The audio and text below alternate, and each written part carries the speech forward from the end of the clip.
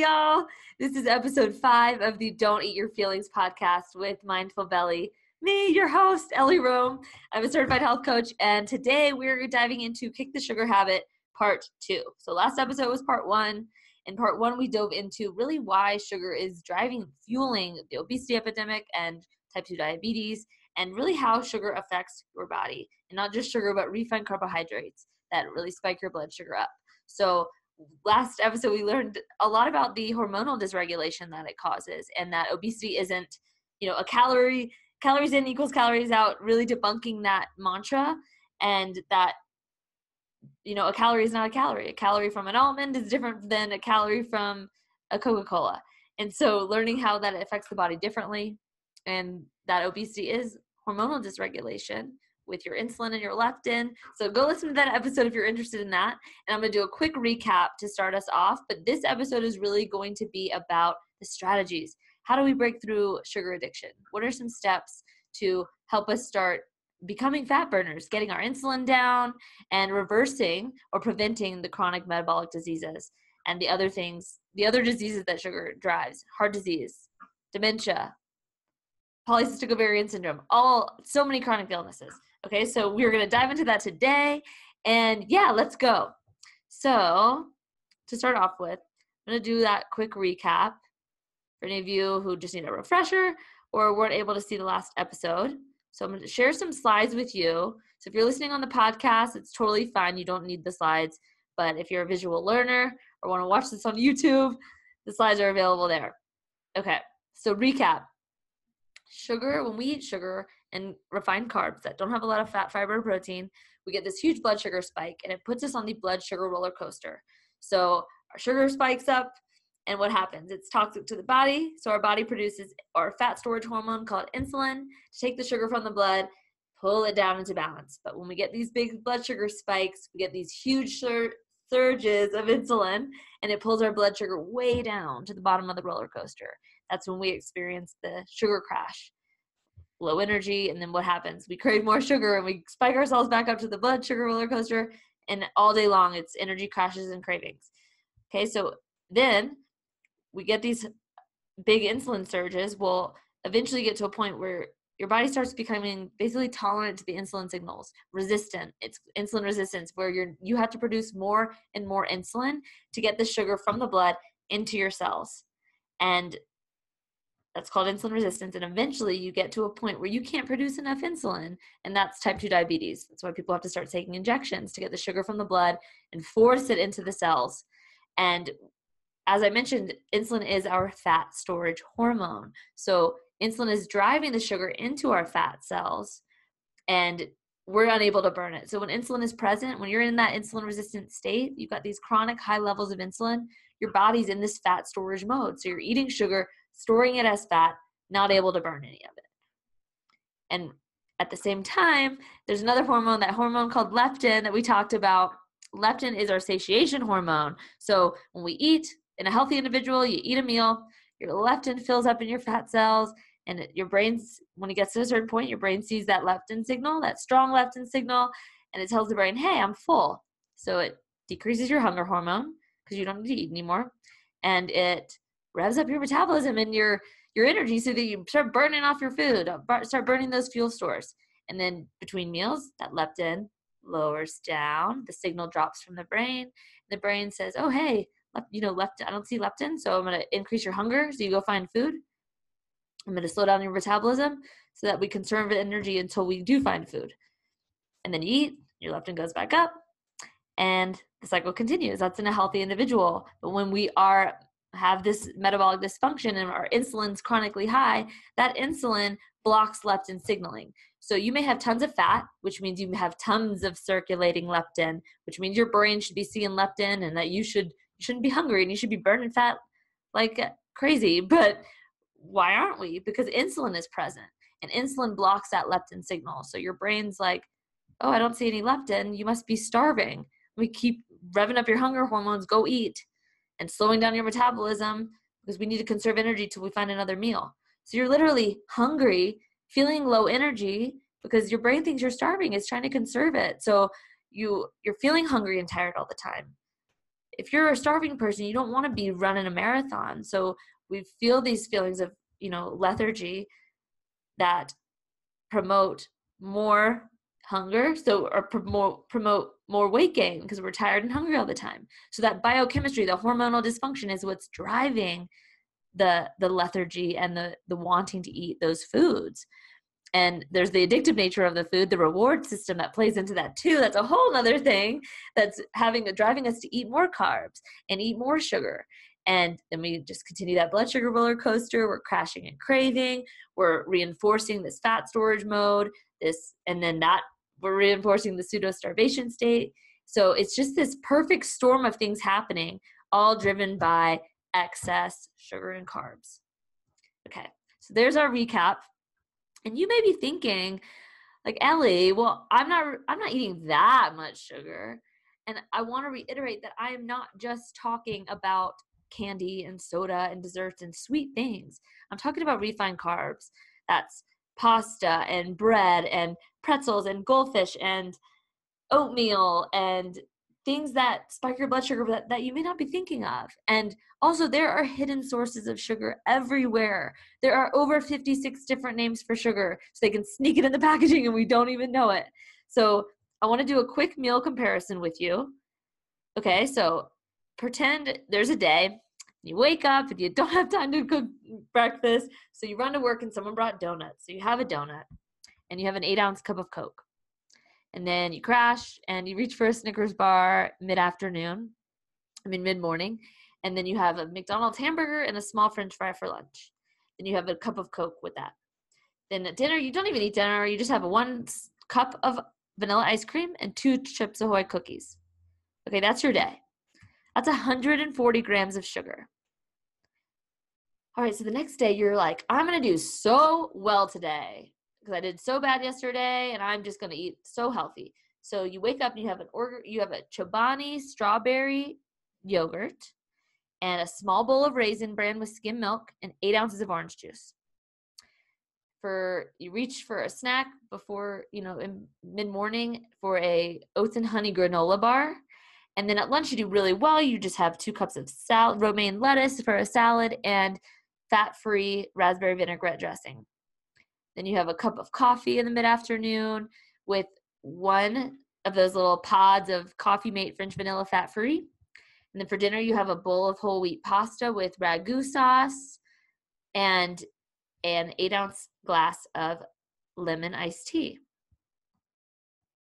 144 grams of sugar in that day.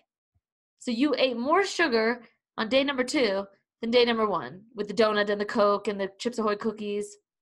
And so this is where it can be so confusing because, the American Heart Association recommends 24 grams a day of added sugar for a woman and 36 grams a day for a man. So that's that day that looks healthy, like quote unquote healthy, was 5 times the limit for a woman and 4 times that for a man. And so this is where we really have to start paying attention. And so real quick, recap, why do we gain weight and have low energy? Too much sugar and carbs, and the high insulin. We got to get our insulin down. So how do we get out of fat storage mode and reverse insulin resistance and type 2 diabetes? I just said it. We got to get our blood sugar down and we've got to get our insulin down. How do we do this? Well, just stop eating so many refined carbs and sugar. All right, well, as I just showed, that's way easier said than done because 1, it's hidden everywhere and it's sneaky. And then also it is addictive. So, just telling you to stop, that's like asking a smoker, okay, just stop smoking. Or, a cocaine addict or a meth addict to just stop doing drugs. Like, it's way easier said than done. And sugar is shown to be 8 times as addictive as cocaine. And it lights up that same pleasure center of the brain. The nucleus accumbens is that same pleasure center that gets hit with all, addictive drugs and gambling and shopping and things like that hit. And then it lights up other areas of the brain as well. And the thing is that we are biologically programmed to love sugar. Sugar in nature was a sign that something was safe to eat. But we have stripped nature's packaging of the fiber and the nutrients, and we've concentrated the sugar, and that's what's really backfired on our health. And we get withdrawal symptoms. When we stop eating it, we crave it, and our bodies, we literally have physical. I know when I got off sugar, I did it pretty much cold turkey, and I felt hungover. I felt fatigued for like 2 weeks because I didn't have guidance, and I just, kind of stopped, and it was hard. And so, and things like sugar, can be harder to overcome than things like drugs, because, and I'm not discounting drug addiction at all, but we have to eat. We have to, make choices, most of us about 3 times a day.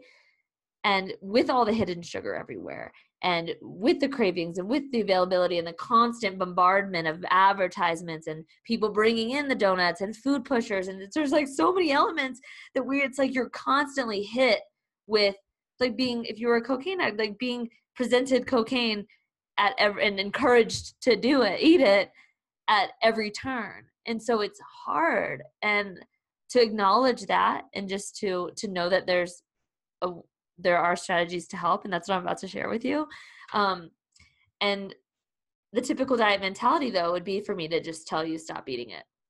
Just, eat less of it, move more, feel deprived and restricted. And what does that do? I know for me and for most of my clients and their history, it leads to beating themselves up and then eating more of it, restricting themselves for a temporary period of time, and then just binging. And it's not sustainable. So what I want to share with you are 3 strategies to help you get off the blood sugar roller coaster and get into that fat burning mode, so you can reverse the insulin resistance, the diabetes, or prevent it, reduce the inflammation, but without feeling deprived or like you're hungry all the time. And yeah, so this is to be sustainable and easy. Okay, so the number 1 thing we'll start off with is focusing on what you get to eat. Okay, number 2 is mindfulness, checking your labels, and number 3 is simple sugar swaps. So we're going to start with number 1, focusing on what you get to eat. So first of all, the diet mentality is so much focused on like what to cut out, what to deprive yourself of, what shouldn't you eat, quote unquote. So I want you to reverse this and change the mantra to, what do I eat? Like, what do I eat? What do I want to fuel my body with? What do I get to eat? Okay. And kind of trading the mantra for like, I get to eat high energy foods that make me feel amazing. And to start focusing on what to add to your plate. And even noticing the verbiage, like if you go to a party or something and someone offers you a cookie, notice versus, trade out the I can't have for like, yeah, I can have it, but like, I don't want that, or I choose not to eat that. Because the I can't have, it's a subtle shift, but that fuels that rebel part of us, that toddler in us that's just like, oh, yes, I can. You're not going to tell me what to do. And then it just like creeps in, and eventually we swap. So if you can just be like, no, an empowered choice, like I can eat this cookie. I can have a box of cookies if I want to. But right now, like that's not what I choose for myself. Okay, so that's side note. But focusing on what you get to eat. So starting to focus on what to add to your plate. The main thing is eating real food. So, if you can eat real food, the outer perimeter of the grocery store, that is going to set you up for a big change, eliminating most of the packaged foods. Okay. But I want to get really specific here because I know that's pretty vague. So we want to our goal is to create all day stable blood sugar levels, which gives us like high energy all day long. We don't crash and we're not craving. Okay. So number 1 is focusing on adding fiber, healthy fat, and protein. We'll start with fiber. Fiber is what helps to slow down the blood sugar absorption and helps reduce the blood sugar spike. So that's the difference between drinking a glass of orange juice, which has basically stripped all the fiber out, and eating 6 oranges. Could you just sit there and eat 6 oranges in a sitting? Probably not. You may be really, really full afterwards, and that's because of all the fiber. It helps create that satiation signal, where when you drink a cup of sugar, drink a cup of orange juice, you're concentrating all that sugar, you're stripping the fiber, and you're getting that huge blood sugar spike.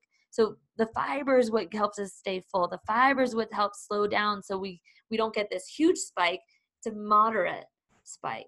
or more level surge, so we don't get a huge surge of insulin and we don't get shunted into this fat storage mode and promote that dysregulation. And I don't mean, when I say eat more fiber, I don't mean the processed cereals that say they've been fortified and added fiber, or a bunch of like fiber added bread, because usually those are all just refined carbs with a bunch of supplements and things. So we want to focus on real sources of fiber. So what that looks like, one serving of fiber would look like 1 cup of raw vegetables or 1/2 cup of cooked vegetables, a cup of whole fruit, so not dried or canned. Dried fruit tends to be highly loaded with sugar. So again, none of this is like never eat a piece of dried fruit. Like absolutely, you can have some. It's just like be mindful. And when we're talking fiber, you're going to get a better source out of a cup of whole fruit without the big sugar load. Okay, just to be clear. And a 1/4 cup of cooked beans, or cup of beans, 1 ounce of nuts, 1 ounce of seeds, an ounce of dark chocolate, 70% or greater cacao content is a great source of fiber. And if you're making like smoothies or shakes or things like that, you can add in supplement fiber like psyllium husk. They do like ground psyllium husk. You can buy that at health food stores, or ground flaxseed meal is another great way to get some fiber in. So those are each an example of 1 serving of fiber. I would, ideally shoot for 10 servings of fiber a day. And that, right now you're only getting like 1 serving of fiber a day. Then see where you're at, where your baseline is, and then up level. So like, okay, well, this week I'm going to get 3 a day, and then start focusing on adding 1 in at each meal, and then work your way up to 10 if 10 sounds like a lot. But I'm going to show you what 10 would look like in a day, so you can, because it may sound like, what? That's a lot, but it really isn't that much. So if we can start, say for breakfast, you had an omelet with a cup of cooked spinach and 1/2 cup of chopped onions and peppers cut into that. And then you ate that with 1/2 of an avocado and 1/2 cup of blueberries. So that would be three sources right there of fiber. Then for a snack, maybe you had a handful of macadamia nuts and an ounce of dark chocolate. That's two fiber servings there. And then for lunch, you have a salad and with a base of 2 cups of romaine lettuce. That would be 2 servings right there. And then any added vegetables would be bonus. And then for dinner, say you had a side of roasted Brussels sprouts, a 1/4 cup of black beans, and some cauliflower mashed potatoes. That would be 3 sources right there. So that in a day would be your 10 sources of fiber. So just start, getting it, like making this fun. Like, where can I add my fiber? And using things like that. Avocados, like I love guacamole, so I pretty much add that to everything for extra sources. So start just playing and making sure to identify that every time you eat. Like, where's my fiber here? All right. Number 2, eat healthy fat. All right, y'all. So fat has been so criminalized, and, we've been preached that fat is so bad and fat is the driver of heart disease. And this is so not true. And I want to say not all fat is created equal. So there are a lot of fats out there that are promoting inflammation and not the best for your body. But we're talking about healthy fats, and I'm going to describe what some of those are for you. But what fat does is it, to be a fat burner, we've got to eat healthy fat. And fat gives you that really long, sustainable energy between meals where you're not getting hungry all the time. And I noticed it was the first time I really felt full when I was eating good, healthy fat meals. It's just crazy how much less you eat because you're full and you're not thinking about food. And it satisfies those satiation signals in your brain. And what happens especially for people with type 2 diabetes or insulin resistance or obesity, this is where ketogenic diets can be so therapeutic, even if just for a temporary period of time. And certain people will be just completely thrown out of the water, like, no, keto is bad, but like for certain people it can be so therapeutic. And the reason for this, if you can see the slide that I have, so when we eat carbs, we get this huge insulin spike, refined carbs, and carbs are different for individuals too, but for generalizing here, carbs, we get a big insulin spike. Protein, we get a moderate spike.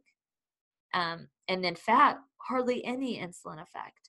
And so when you're in a state of, you've got fatty liver and you've got, really bad type 2 diabetes, high blood sugar, the main thing is getting the insulin down. And how do we do that is by fueling with healthy fats and really moderating or really limiting the carbohydrate intake, moderate protein, and getting the healthy fats so that we can keep the blood sugar stable, keep that insulin down, and feel satiated and not hungry all the time. Okay. So what are healthy fats? So we've got coconut oil, olive oil, things like animal fats that are from sustainably raised animals can be great cooking fats, like duck fat, macadamia nut oil. We've got avocados. Olives are great. Nuts and seeds are great. Things like wild fatty fish, like sardines are some of my favorites. My boneless, skinless sardines. A lot of you know that I'm obsessed, and I am a big advocate for those because they're easy and they're good. And I'm not a huge fish person, and I used to turn my nose up and like, ooh, sardines. But if you like tuna, you like sardines, and there's way less of a toxin load because they're smaller fish, and you don't get like that mercury content like you'd get in a big tuna. So great swap. Tuna is also okay in moderation, buying the wild caught, sustainably raised. Anyways, that's a tangent. So back to fats, we've got dark chocolate's a great healthy source of fat.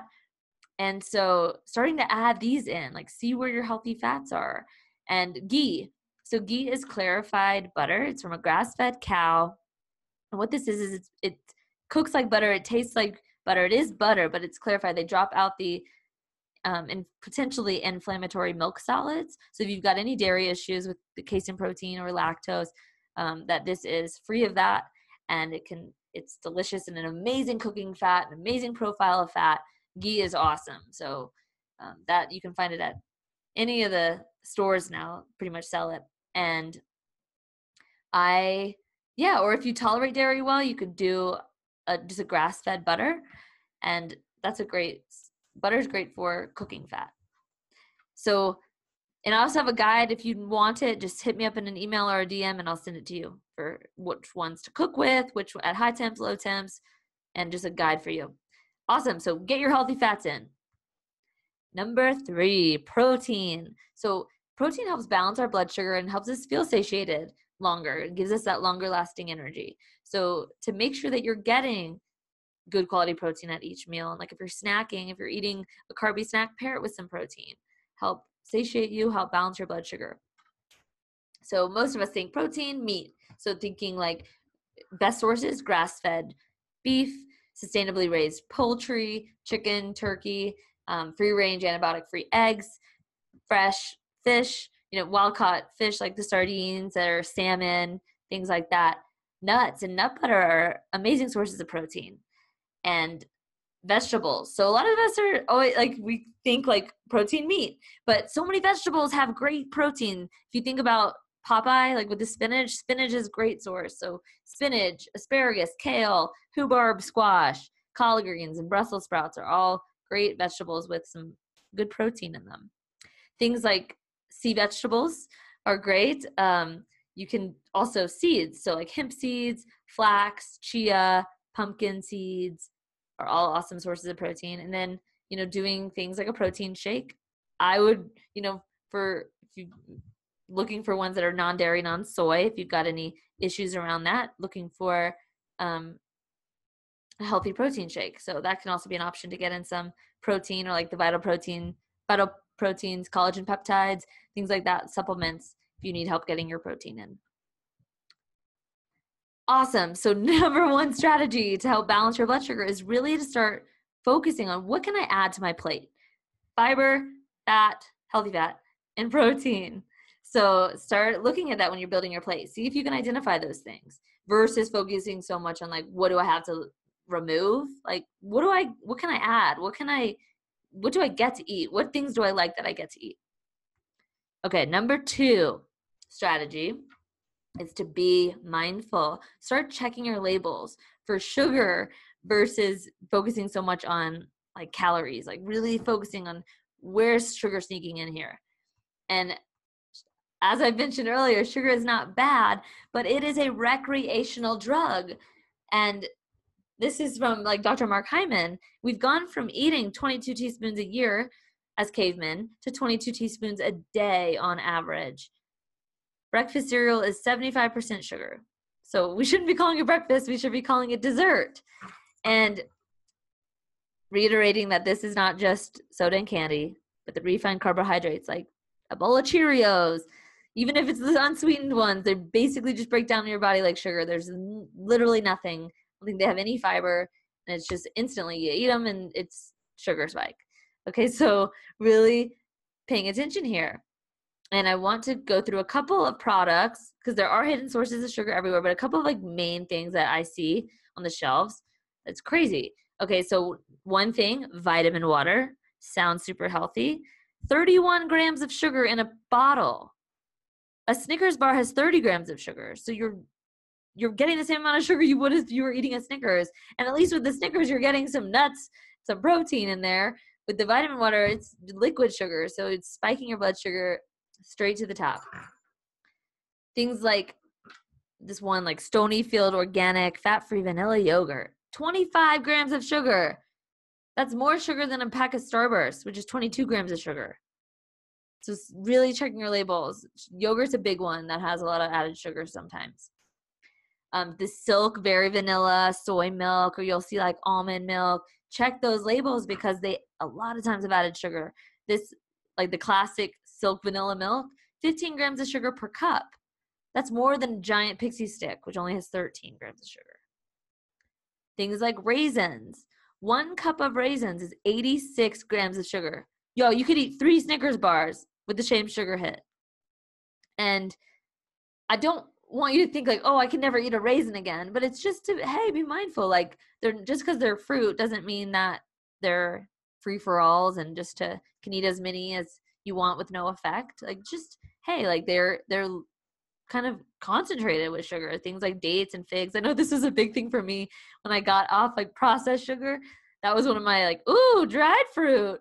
And I would binge on dried fruit and got cravings for it. And so I want you to avoid the mistakes that I made by being able to be aware that they are still loaded and just to be mindful with them.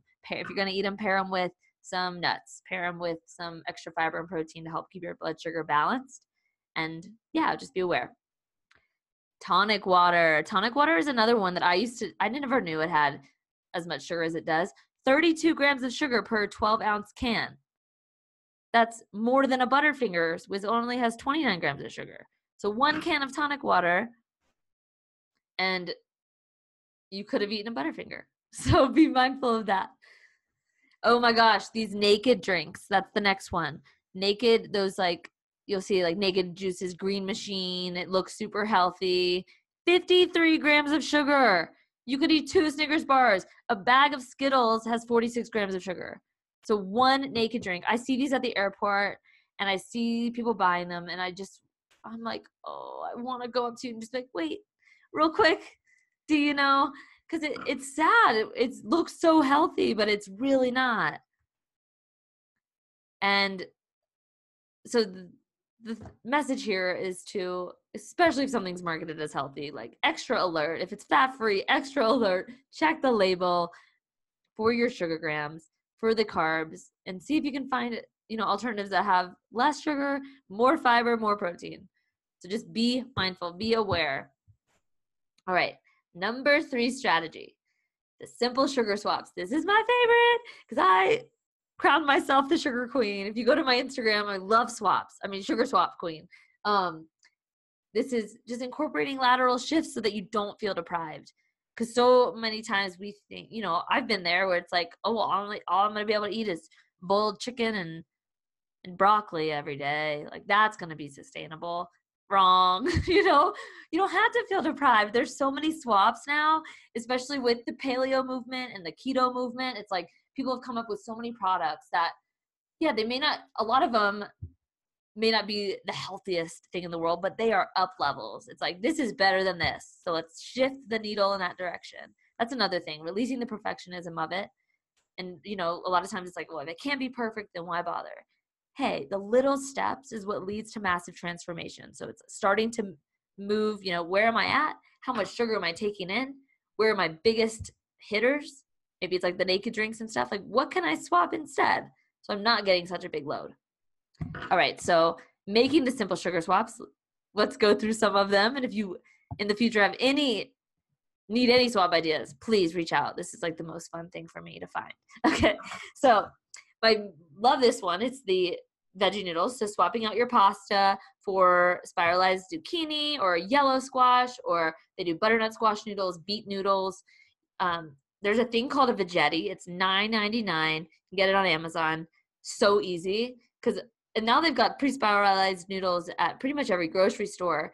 But I know, like, for cost effectiveness, this veggetti is so easy. You just basically put your zucchini in, twist, and it's instant noodles. You can saute them, boil them, however you want to prepare them.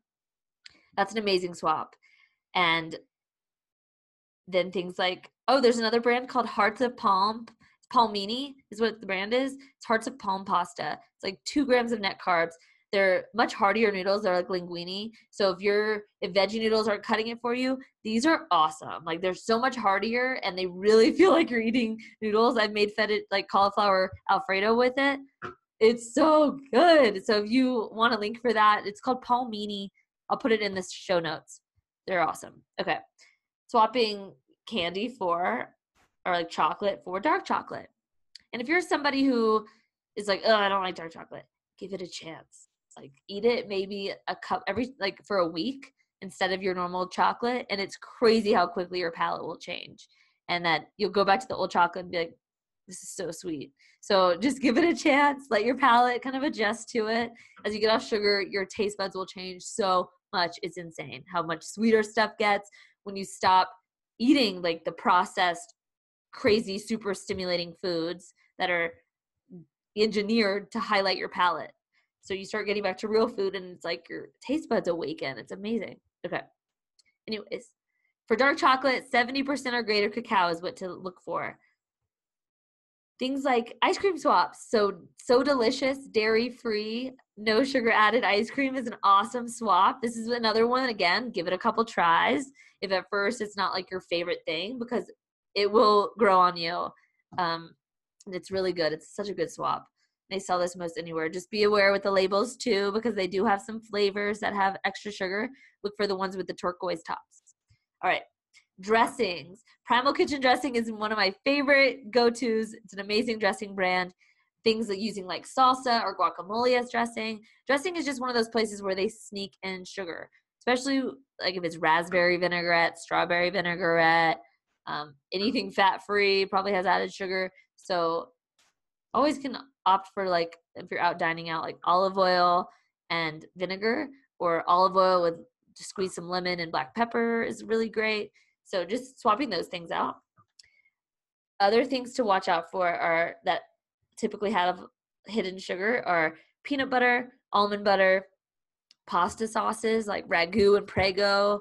Watch out for those. They have a lot of added sugar. Ketchup, soy sauce is a big one. Great swap for soy sauce is coconut aminos. So good. You can find it pretty much anywhere now, and it's an awesome swap for soy sauce. Things like paleo pancakes. So I have a recipe for you guys if you want it. Just hit me up on Instagram. And also the Birchbinder's paleo pancakes are made from cassava flour and almond flour. They're so easy. You literally just add water, throw them in the pan. I add cinnamon and vanilla extract and sometimes dark chocolate chips or blueberries, but you can make them straight up and they taste great. So that's a thing, paleo pancakes. I have this chocolate cake recipe I've made multiple times. It's with coconut flour and almond flour and cacao and dark chocolate, and it's so good. You'd never know it was paleo or that it was lower carb, higher fiber, higher protein.